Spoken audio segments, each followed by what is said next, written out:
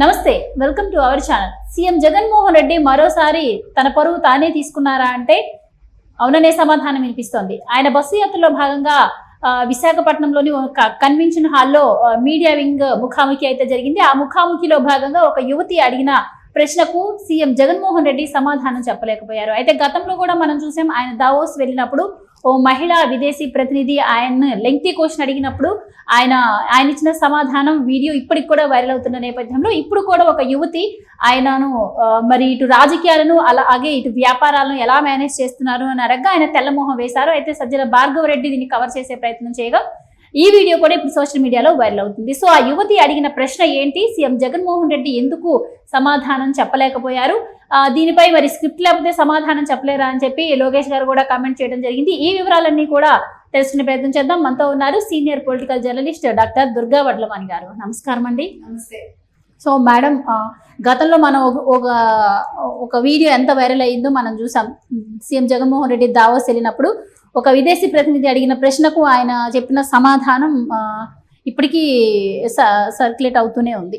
So ఇప్పుడు కూడా విశాఖపట్నంలోని ఒక కన్వెన్షన్ హాల్లో ఒక యువతి అడిగిన ప్రశ్నకు కూడా ఆయన తెల్లమోహం వేశారు అని చెప్పి ఒక వీడియో ఇప్పుడు కూడా వైరల్ అవుతూ ఉంది. సో ఇలా అడిగిన ప్రశ్నలకు కూడా ఆయన సమాధానం చెప్పలేకపోవడాన్ని ఎలా చూడొచ్చు అంటారు? అంటే ఇప్పటికైతే ప్రతిపక్షాలు కమెంట్ చేస్తున్నాయి, స్క్రిప్ట్ లేకుండా ఆయన మాట్లాడే పరిస్థితి లేదు అని. సో ఏం చెప్తారు మీరు? అది ఎప్పటికప్పుడు ఇది ప్రూవ్ అవుతూనే ఉంది, స్క్రిప్ట్ లేకుండా ఆయన మాట్లాడలేరని. అయితే నిన్న జరిగిన విషయం ఏంటంటే, విశాఖపట్నంలోని పెద్దపాలెం దగ్గర చెన్నాస్ కన్వెన్షన్ సెంటర్లో ఈ సోషల్ మీడియా వింగ్ నిన్న సమావేశం అయింది. అది ఇతను ఎవరు, సజ్జల భార్గవ రెడ్డి, మన సజ్జల రామకృష్ణారెడ్డి గారి కొడుకు. సోషల్ మీడియాని మెయింటైన్ చేస్తూ ఉంటాడు ఆయన. సో ఆయన అరేంజ్ చేశాడు. చేసినప్పుడు ఇప్పుడు ఒక పని చేసినప్పుడు పెర్ఫెక్ట్గా చేయాలి. ఇది ఇక్కడ నవ్వుల పాలు చేస్తున్నారు. ఇప్పుడు అక్కడ సజ్జలేమో ఒక రకంగా ముఖ్యమంత్రి పరువు తీస్తున్నాడు ఆయన, ఇక్కడ ఈయన తీస్తున్నాడు. ఓ పక్క స్క్రిప్ట్ ఇచ్చేవాడు ఆయన కూడా పరువు తీస్తున్నాడు. ఆ కృష్ణమోహనో ఎవరో మనకు తెలియదు ఎవరు రాస్తారు.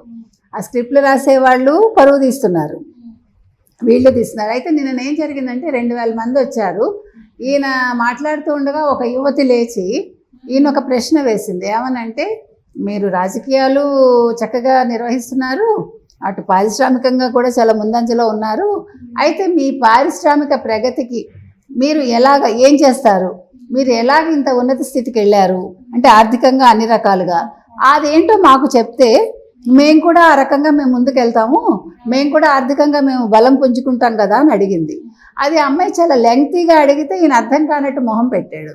పెట్టినా ఆ పిల్ల మళ్ళీ అడిగింది. అడగడంతో ఆయన తెల్లమొహం వేశాడు. బిక్కమొహం వేస్తారు చూడు పిల్లలు, అర్థం కాకపోతే అట్లా ఈయన తెల్లమొహం వేశాడు.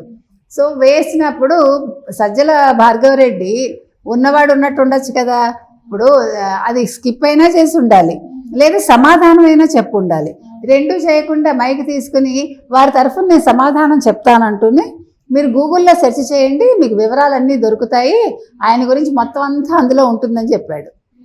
అది ఎంత అవమానం చెప్పండి. ఒక ముఖ్యమంత్రి ఒక ప్రశ్నకి సమాధానం చెప్పలేదంటే ఆయన ఆస్తి ఆయనకి ఎలా వచ్చింది అన్నది ఆయనకే తెలియదు. అర్థమైందా? అది చాలా గొప్ప విషయం మనం చెప్పుకోవాల్సింది. నిన్న ఆయన అఫిడవిట్లో 780 కోట్లు చూపించుకున్నాడు. అదేంటి, అఫీషియల్గా వీఆర్ టాకింగ్, అన్అఫీషియల్గా మీరు తీసుకుంటే ఆయన 8 లక్షల షేర్లు ఆయనకు ఉన్నాయి. అంటే అవన్నీ జగతి పబ్లికేషన్స్ అంటే అది ఒక కంపెనీ ఉంది, ఆ కంపెనీలో ఉంటాయి అన్నమాట. ఆ షేర్స్ విలువ మొత్తం మీరు ఇవాళ క్యాలిక్యులేట్ చేస్తే 2 కోట్ల చిల్లర వస్తుంది. అది ఇంచుమించు 3 కోట్ల వరకు దాని వాల్యూ ఉంటుంది ఆ షేర్స్ విలువ. వాళ్ళు అవన్నీ బయట పెట్టలేదు. మరి మొత్తం ఆయన అఫిడవిట్ మొత్తం చూసి మీరు లోపలికి వెళ్ళి వివరాలు కనుక సేకరిస్తే, ఇప్పుడు 3 ప్యాలెస్లు ఉన్నాయి ఆయనకి. ఒక పక్క బెంగళూరులో ఉంది ఆయనకి ఫామ్ హౌస్ ఏదో, తర్వాత ఇక్కడ తాడేపల్లిలో ఒక పెద్ద ఇల్లు కట్టుకున్నారు.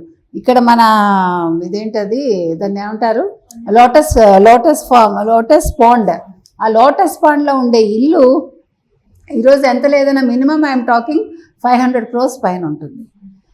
ఇవి అందులో ఇక్కడ మెన్షన్ చేయలేదు. కాకపోతే ఆవిడ అఫిడవిట్ చూసిందో, లేకపోతే ఈయన పారిశ్రామికంగా ఈయన ముందంజలో ఉన్నారు, సాక్షి పేపర్ ఈయన పేరున లేదు, భారతీ రెడ్డి గారి పేరున లేదు, మీకు తెలిస్తే సాక్షి ఛానల్ కూడా వాళ్ళ పేరున లేదు, ఓన్లీ షేర్స్ ఉన్నాయి వాళ్ళకి.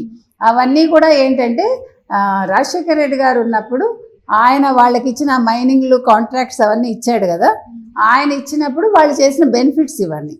ఆ బెనిఫిట్స్లో ఈరోజు ఈయన షేర్ ఇంచుమించుగా 64% 65% వస్తుంది.